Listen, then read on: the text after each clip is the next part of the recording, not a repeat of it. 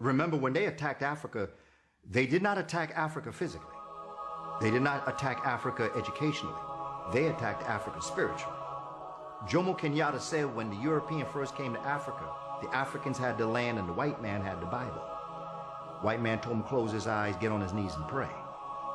Jomo said when the black man opened his eyes, the white man had the land and the black man had the Bible. We have bought into a story that we told them. They have twisted it. They got it twisted. We have now bought that story back. What we call the African and the communities that that person lived in is where the concept of religion comes from. Europe never produced a religion, ever. Asia receives its religion from Africa. All of them. Buddhism, Hinduism, Shinto. As a matter of fact, to be more scholarly, starts with Hinduism. The first Hindu gods to come across were black Africans. And they came across, they were called Sambo, which is now a derogatory term used for blacks, mulattoes, etc. Sambo.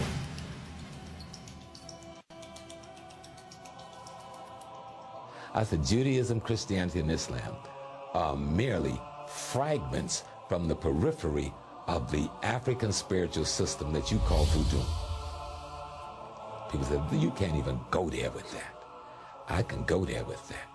And I can take on any theologian that you got, bring them down, and I'll show you. Give me your 12 tribes. Give me your 12 disciples. Give me your 99 pearls of faith of Islam, and I'll show you those are nothing but sets of qualities and attributes, and I can juxtapose them in a perpendicular line besides the Orishas of the Yoruba, besides the Loas of the Voodoo, besides the Netters of Egypt, and show you we're talking about the same system.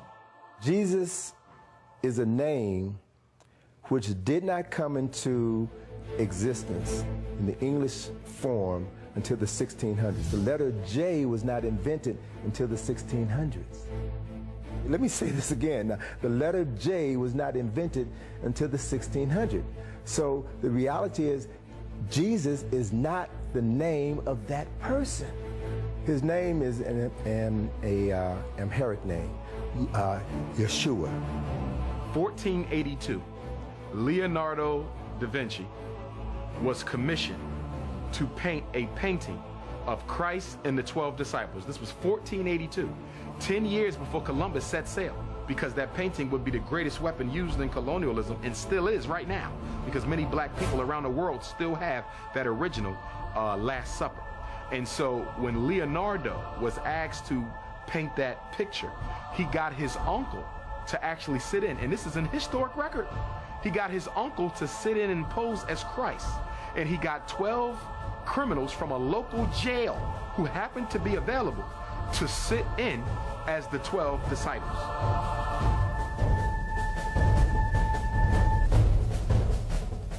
The only reason you call God by that name is because your former enslaver, your former oppressor, taught you that name. He never taught you the real name. He never gave you the keys to the power to free yourself spiritually, so that you are now spiritually or religiously still a slave. The African population in North America is the third largest black population in the world in any geopolitical state. Why don't we have a single word out of one of our language for God that we use? The Arabs use their word for God. The Jews use their word for God. The Catholics use their word for God. The Japanese use their word for gods. The African is the only population that don't have an African word for God. Yet, studies coming out of Geneva over the last 30 years prove that we are the most spiritual people in America, in the world, not just America. We worship with a greater propensity than any other people in the world, but we don't have a single word in our language for our divine. The word Christ is a title. It's not a name. Christ means the anointed one. And there were many people before the birth of Jesus who also bore that title, Christ. There were 16 people who were known as Christ. So Jesus was the last of saviors of mankind, saviors of a group of people who were known as Christ. when you talk about the image of Christ. It is important that we no longer ascribe to the European image of Christ. Why? Because the brain is an associating organism.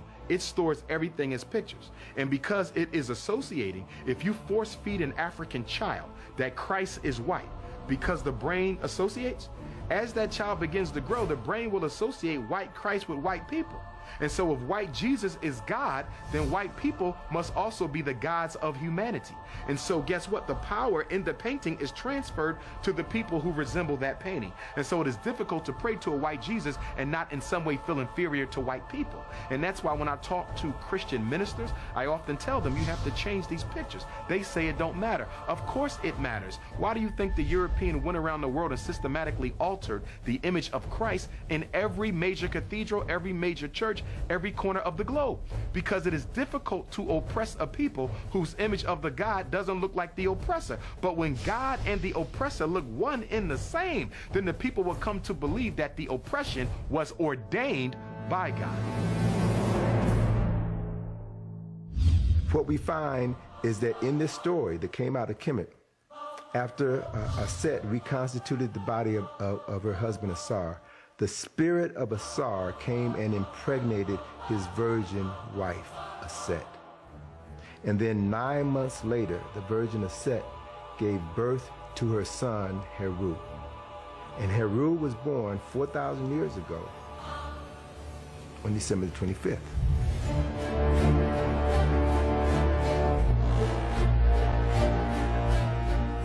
So in 325, it was decided that Jesus Christ would be a son of God.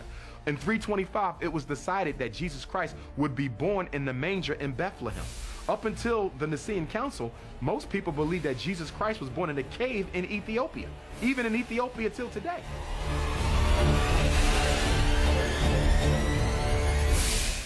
Christmas was not celebrated in December 25th. For hundreds of years. It was celebrated in August. They moved it to December 25th because that's the Egyptian celebration of the birth of the son of the sun. Talking about Heru and Asar.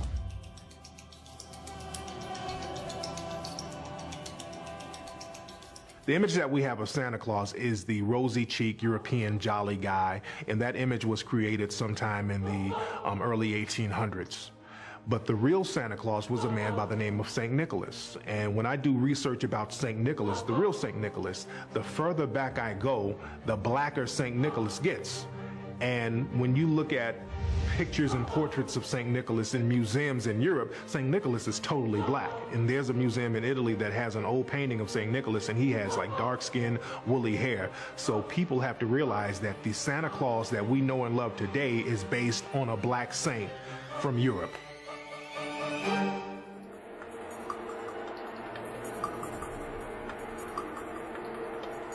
The Council of Nicaea was an effort by Constantine to control the people through military and through religion. Whoever can control your concept of God has a weapon more powerful than any physical weapon, than any sword, any gun, any atomic weapon. Whoever controls how you relate to the unseen presence of God will not only control you, but can control your children and your children's children. So it was at the Council of Nicaea that the Constantine, this emperor, needed to find a way to consolidate his power, because the people that he conquered in various parts of the world had different religions, different ideologies.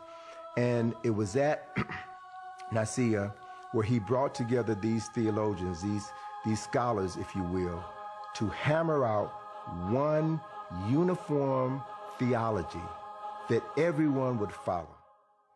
And if Constantine could convince people to take Jesus as God on earth and change that he was a human being, then they could take over the control of the Catholic Church and make one. So they invited. And one of the priests was an African known as Arius, Bishop Arius. There's a book called Blacks Who Died for Jesus by Mark Hyman. Gives the story of Arius. Arius now gets word that Constantine knows Arius is coming to dispute this. Because he's saying, how are you going to tell people this? Nobody's going to believe that story.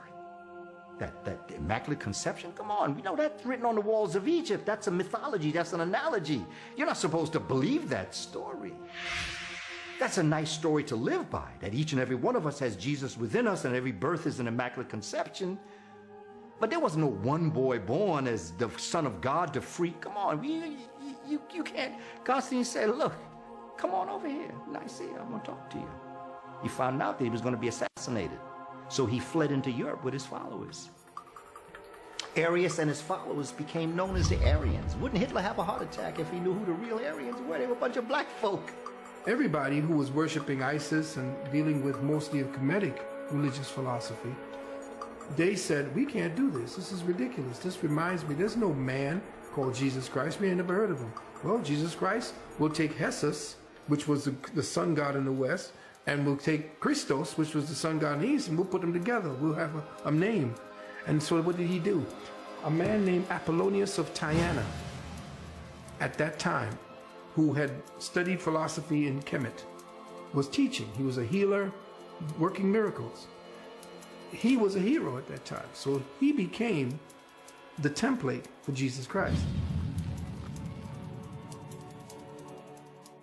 The first slave ship, the first ship that was used to bring Africans from the continent and transport them across the Americas was known as the good ship Jesus.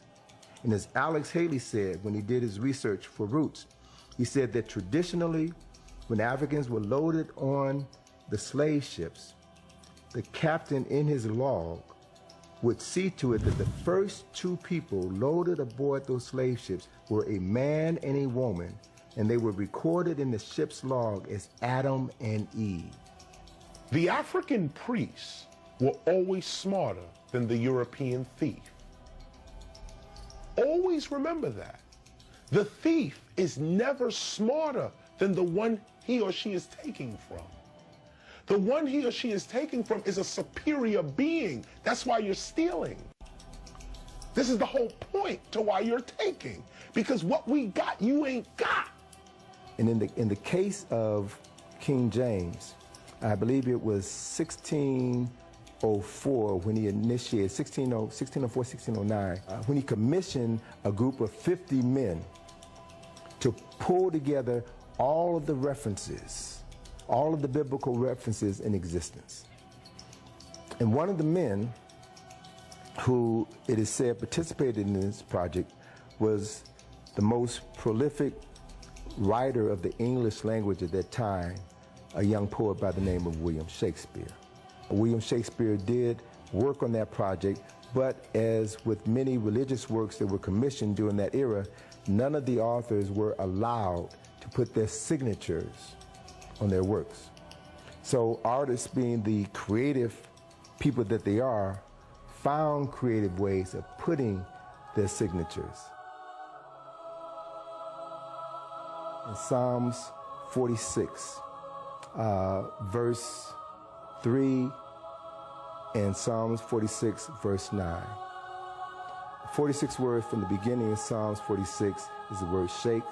The 46th word from the end of Psalms 46, 9 is the word spear, Shakespeare's name.